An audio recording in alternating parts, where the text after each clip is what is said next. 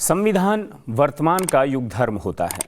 राजनीति और लोकनीति कहती है कि समाज और संविधान को कंधे से कंधा मिलाकर साथ साथ चलना चाहिए।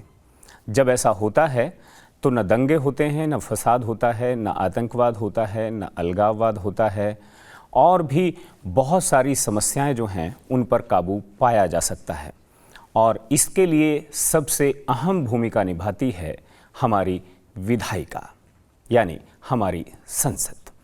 नमस्कार, मैं हूं रामवीर श्रेष्ठ और आप देख रहे हैं संसद टीवी। सुप्रभात में आपका स्वागत है। और सबसे पहले एक नज़र मुख्य गतिविधियों पर।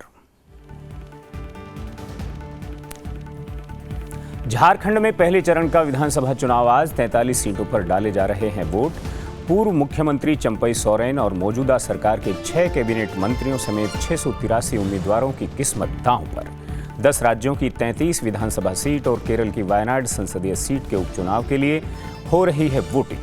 23 नवंबर को होगी वोटों की गिनती। प्रधानमंत्री नरेंद्र मोदी आज बिहार को देंगे 12,100 करोड़ रुपए की परियोजनाओं की सौगात। दरभंगा में बिहार के दूसरे एम्स अस्पताल की रखेंगे आधारशिला।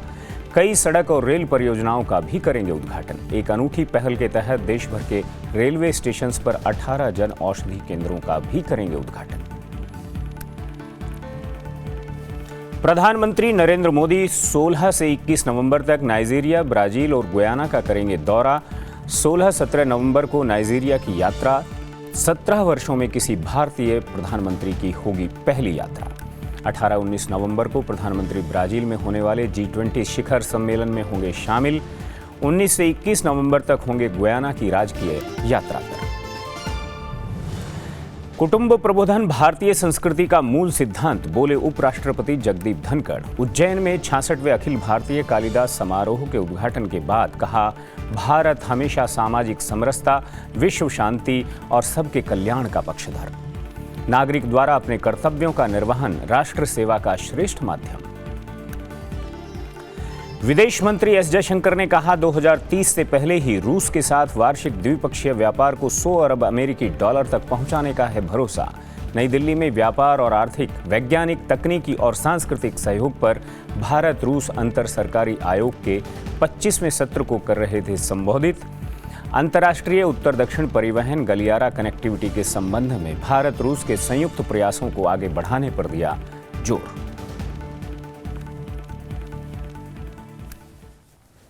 झारखंड विधानसभा चुनाव के पहले चरण में आज 81 में से 43 सीटों पर सुबह 7 बजे से वोट डाले जा रहे हैं। पहले चरण के मतदान को लेकर मतदान केंद्रों पर सुरक्षा व्यवस्था को लेकर पुख्ता इंतजाम कर लिए गए हैं। पहले चरण में कुल 683 उम्मीदवारों की किस्मत का फैसला 1,37,10,717 वोटर करेंगे। पहले चरण में कुल वोटर्स में 68,73,455 पुरुष, 68,36,959 महिला और 303 थर्ड जेंडर शामिल हैं। पहले चरण की सीटों में 6 SC और 20 ST सीटों के लिए सुरक्षित हैं। सामान्य सीटों की संख्या 17 है।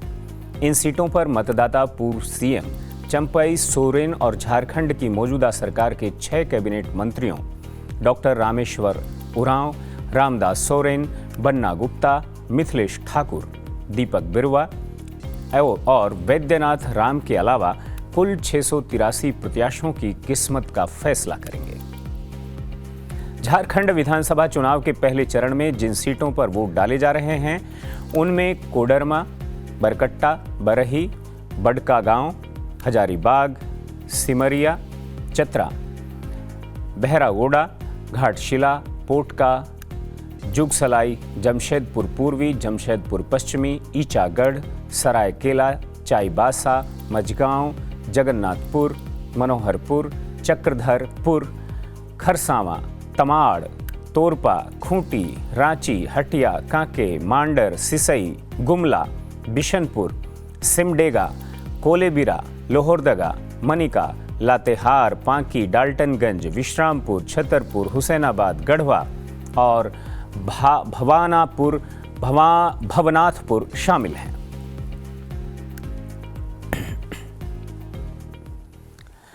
प्रधानमंत्री नरेंद्र मोदी आज एक दिन की बिहार यात्रा पर हैं।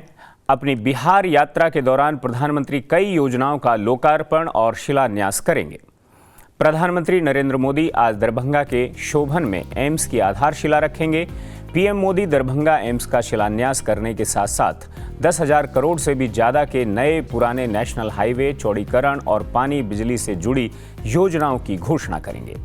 इसमें अररिया, बहादुरगंज और बहादुरगंज गलगलिया नवनिर्मित सड़क का उद्घाटन भी शामिल है। राजधानी पटना के बाद दरभंगा उत्तर बिहार का दूसरा ऐसा शहर बन जाएगा जहां अखिल भारतीय आयुर्विज्ञान संस्थान होगा।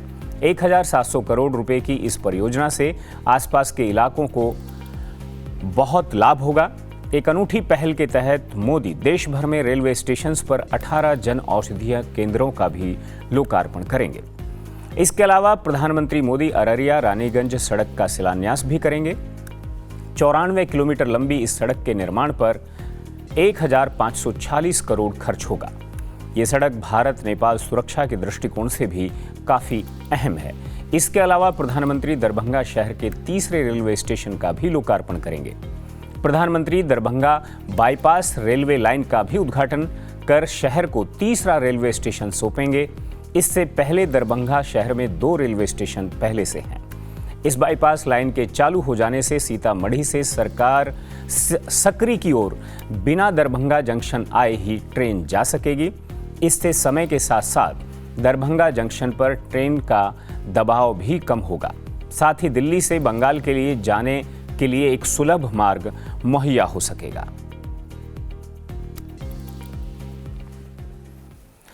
प्रधानमंत्री नरेंद्र मोदी आगामी 16 नवंबर से 21 नवंबर तक 3 देशों के 6 दिवसीय दौरे पर हैं। दौरे के क्रम में प्रधानमंत्री नाइजीरिया, ब्राजील और गुयाना की यात्रा करेंगे। इस दौरान प्रधानमंत्री G20 शिखर सम्मेलन में भाग लेने के लिए ब्राजील भी जाएंगे। वहीं G20 शिखर सम्मेलन के दौरान मोदी के कई नेताओं से मिलने की उम्मीद है। नाइजीरियाई राष्ट्रपति बोला अहमद टिनुबू के निमंत्रण पर प्रधानमंत्री मोदी 16 से 17 नवंबर को नाइजीरिया की यात्रा करेंगे। 17 सालों में किसी भारतीय प्रधानमंत्री की ये पहली नाइजीरिया यात्रा होगी। यात्रा के दौरान प्रधानमंत्री भारत और नाइजीरिया के बीच रणनीतिक साझेदारी की समीक्षा करने के लिए बातचीत करेंगे और द्विपक्षीय संबंधों को आगे बढ़ाने के लिए आगे के अवसरों पर भी चर्चा करेंगे।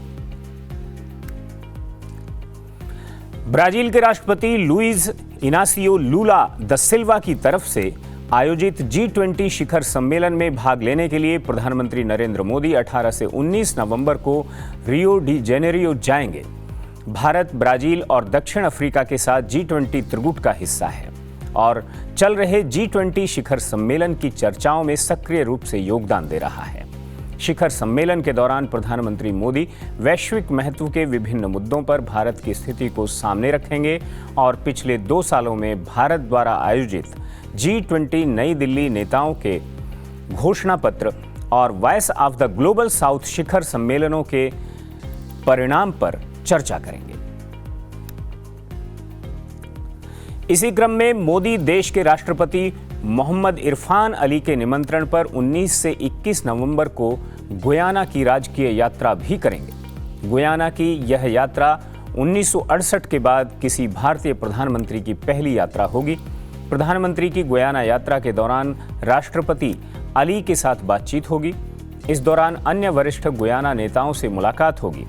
इस दौरान प्रधानमंत्री मोदी गुयाना की संसद को संबोधित कर सकते हैं। वहीं गुयाना के जॉर्ज टाउन में प्रधानमंत्री दूसरे कैरिकॉम इंडिया शिखर सम्मेलन में भी भाग लेंगे और कैरिकॉम सदस्य देशों के नेताओं से मुलाकात करेंगे।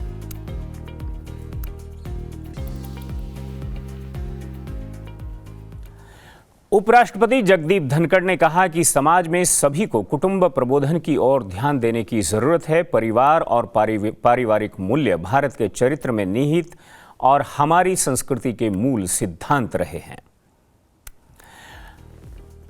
उपराष्ट्रपति जगदीप धनखड़ उज्जैन में 66वें अखिल भारतीय कालिदास समारोह उद्घाटन के मौके पर बोल रहे थे।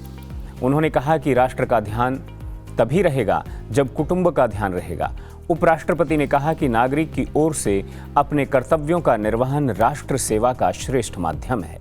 उन्होंने कहा कि हम महान भारत के नागरिक हैं, भारतीयता हमारी पहचान है। इन कृतियों में भाइयों और बहनों एक और बड़ी सीख छिपी है जिसकी ओर हमारा ध्यान देना चाहिए। कुटुंब प्रबोधन ये भारत के चरित्र में है। कुटुंब का ध्यान नहीं देंगे तो जीवन सार्थक कैसे रहेगा। हमें पता होना चाहिए हमारे पड़ोस में कौन है, हमारे समाज में कौन है, उनके क्या सुख दुख हैं, कैसे हम उनको राहत दे सकते हैं।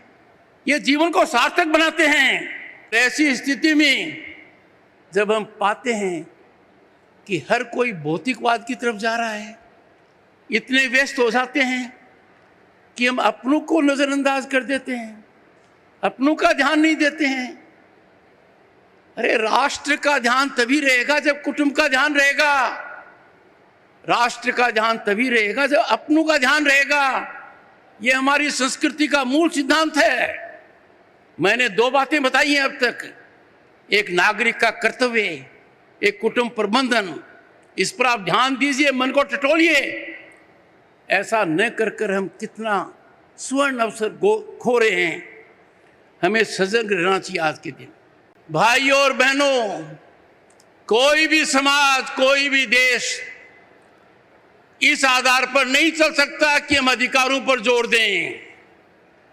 हमारे संविधान ने हमें अधिकार दिए हैं, पर हमें संतुलित करना होगा उन अधिकारों को हमारे दायित्व से। नागरिक के दायित्व होते हैं, नागरिक की जिम्मेवारी होती है।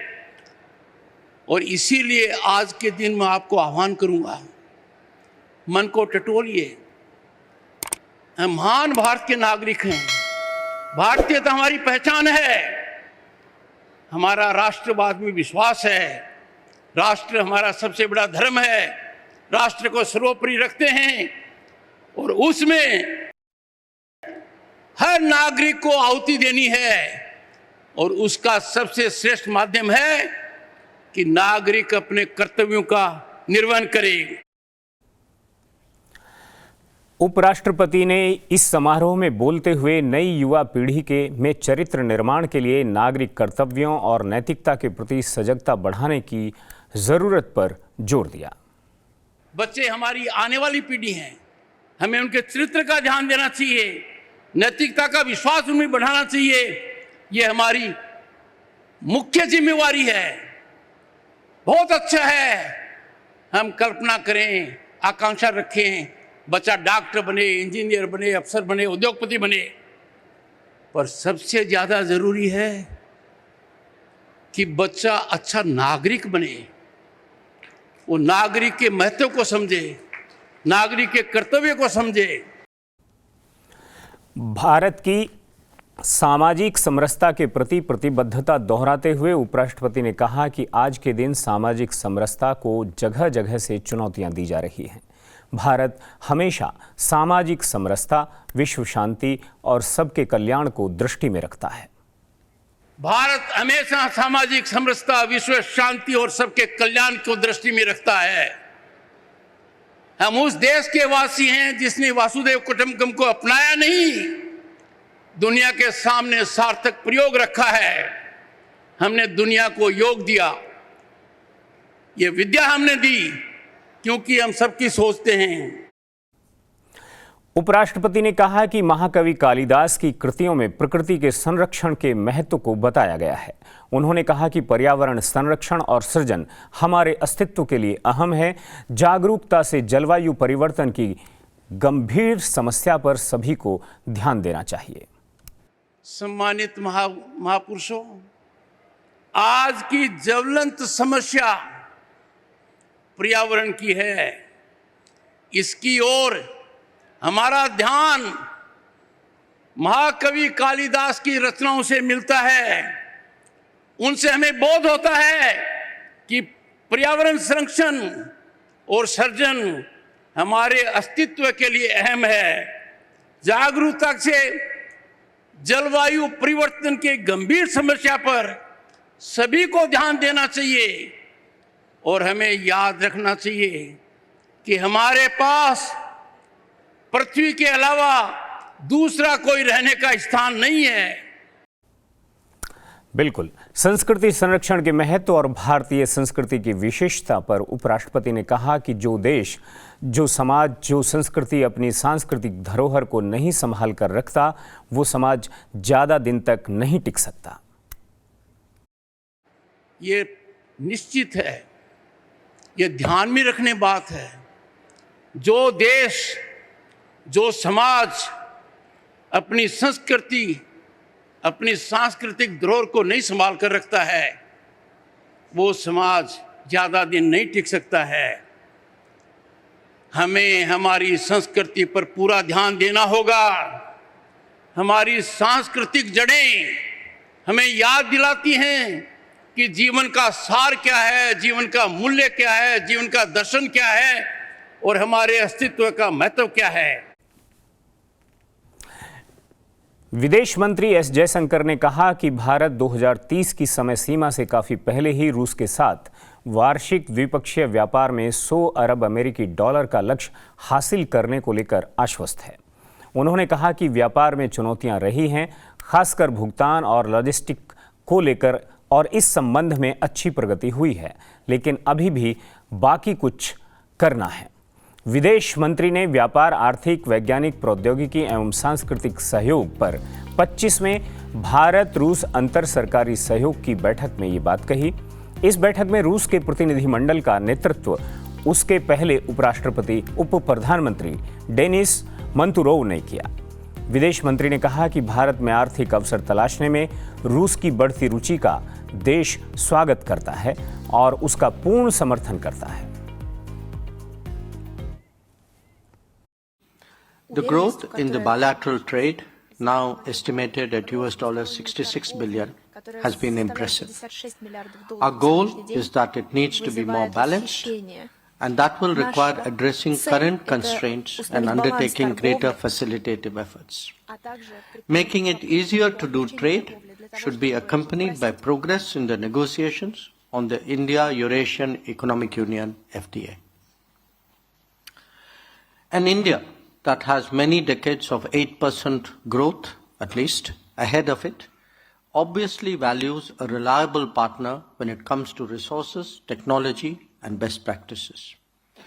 We note Russia's growing interest in our Make in India program and would encourage joint ventures and other forms of collaboration. There have been challenges to trade, especially in regard to payments and logistics. Perceptible progress has been made in that regard, but there is still some work to be done. Our joint endeavors in regard to connectivity, such as the International North-South Transport Corridor, the Chennai-Vladivostok Corridor, and the Northern Sea Route, must go forward. We will also be discussing cooperation critical for our food, energy, and health security. Russia has emerged as a major source of fertilizers for us. Its supply of crude oil, coal, and uranium are indeed important. Similarly, India's pharmaceutical industry has emerged as an affordable and reliable source for Russia. Looking ahead, we are also exploring the mobility of talent and skills. Customizing them for the Russian market has to be a shared enterprise. Excellency, I'm confident that we will achieve the trade target of $100 billion by 2030, well before that. In parallel, we will also take our partnership forward through the program of economic cooperation till 2030 that we hope to finalize soon. 18वां प्रवासी भारतीय दिवस अगले साल की शुरुआत में जनवरी महीने की 8 से 10 तारीख तक मनाया जाएगा, जिसकी थीम विकसित भारत का प्रवास संकल्प और प्रवासी भारतीयों का योगदान है। दिल्ली में 18वें प्रवासी भारतीय दिवस सम्मेलन के लिए वेबसाइट लॉन्च के कार्यक्रम को संबोधित करते हुए विदेश मंत्री डॉक्टर एस जयशंकर ने कहा, हम 8 से 10 जनवरी तक भुवनेश्वर में के उड़ीसा में सरकार के साथ 18वें प्रवासी भारतीय दिवस की सह मेजबानी करेंगे। इस दौरान विदेश मंत्री डॉक्टर एस जयशंकर ने कहा, भारत सरकार ने हमेशा दुनिया भर में भारतीय प्रवासियों की भलाई को प्राथमिकता दी है। प्रधानमंत्री की विदेश यात्राओं के दौरान प्रवासी भारतीयों के साथ नियमित बातचीत और इस तरह के आयोजनों में हमारे प्रवासी भारतीयों की तरफ से प्रदर्शित जबरदस्त समर्थन भारत और उसके वैश्विक समुदाय के बीच मजबूत बंधन का प्रमाण है। उन्होंने कहा कि आज जब हम कई वैश्विक चुनौतियों का सामना कर रहे हैं, तो हमारे प्रवासी समुदाय की ताकत हमें समर्थन का एक स्तंभ और उन्हें पर्याप्त रूप से संबोधित करने के लिए एक मजबूत आधार प्रदान करती है। उन्होंने कहा कि मुझे विश्वास है कि प्रवासी समुदाय 2047 तक विकसित भारत बनने की दिशा में भारत की यात्रा में उल्लेखनीय भूमिका निभाएगा। यही कारण है कि हमने आगामी 18वें प्रवासी भारतीय दिवस के लिए व्यापक थीम के रूप में विकसित भारत का संकल्प और प्रवासी भारतीयों का योगदान चुना है। The journey of Indians abroad is more than a tale of migration. It is a testament to their resilience, innovation, and spirit, which has always defined our people. From the early indentured laborers to the modern entrepreneurs and professionals who have now made their mark globally, every generation of Indians abroad have left a unique legacy, enriching both their host countries and India. The Indian government, under the leadership of Prime Minister Narendra Modi, has always prioritized the well-being of the Indian diaspora worldwide. The Prime Minister's regular interactions with the diaspora during his official visits abroad, the organization of the Pravasi Bharatiya Divas, and the tremendous support demonstrated by our diaspora on events like this are testimony to the strong bonds between India and its global community. Pravasi Bharatiya Divas is more than just a celebration. It is an invitation to action. Bharat, a mosaic of colors, cultures, and connections, symbolizes unity in diversity. Beyond the borders of Bharat lies a dynamic community, dispersed across the globe, united by their shared roots. To foster connections with the Indian diaspora, the Ministry of External Affairs launched the flagship event, the Pravasi Bharatiya Divas PBD Convention. The return of India's first illustrious Pravasi Bharatiya, Mahatma Gandhi, from South Africa to India in 1915, was aptly marked as Pravasi Bharatiya Divas. The Pravasi Bharatiya Divas was inaugurated on January 9, 2003 in New Delhi under the leadership of former Prime Minister Atal Bihari Vajpayee. Pravasi Bharatiya Divas serves as a platform for the overseas Indian community to engage with the Government of India. PBD is also a pivotal platform for recognizing and celebrating the achievements of the diaspora. The Pravasi Bharatiya Samman Award stands as the highest honor bestowed upon a non-resident Indian, a person of Indian origin, or an organization established and operated by them. Anticipation worldwide builds for the 18th Pravasi Bharatiya Divas on January 9, 2025, heralding a monumental gathering uniting the global diaspora in a profound celebration of connection and heritage. With a forward-looking vision, Pravasi Bharatiya Divas embodies the new Bharat's efforts to foster youthful connections.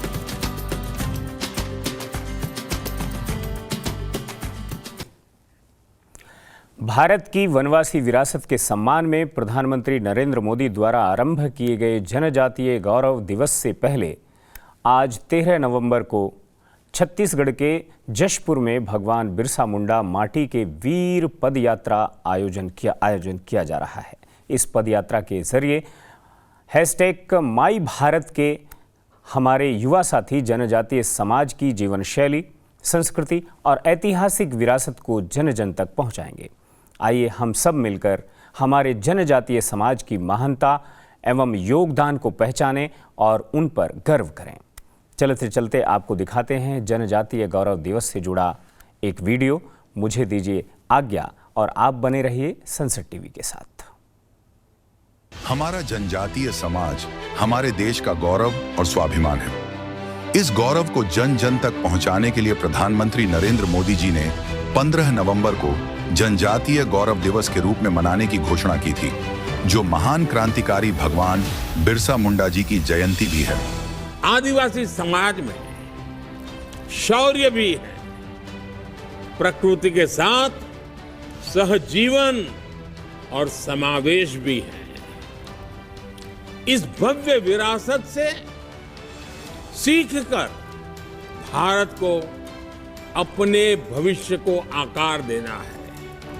इस वर्ष 13 नवंबर को छत्तीसगढ़ के जशपुर में हमारे जनजातीय समाज की संस्कृति और वैभव का सम्मान करते हुए माई भारत के हमारे युवा साथियों द्वारा भगवान बिरसा मुंडा माटी के वीर पदयात्रा का आयोजन किया जाएगा। इस पदयात्रा के दौरान हमारे जनजातीय समाज की कला, खेल, भोजन, जीवन शैली को युवा साथी करीब से जानेंगे और पदयात्रा में महान विभूतियों का सम्मान भी किया जाएगा। आइए मिलकर कदम बढ़ाएं और जनजातीय समाज का गौरव जन जन तक।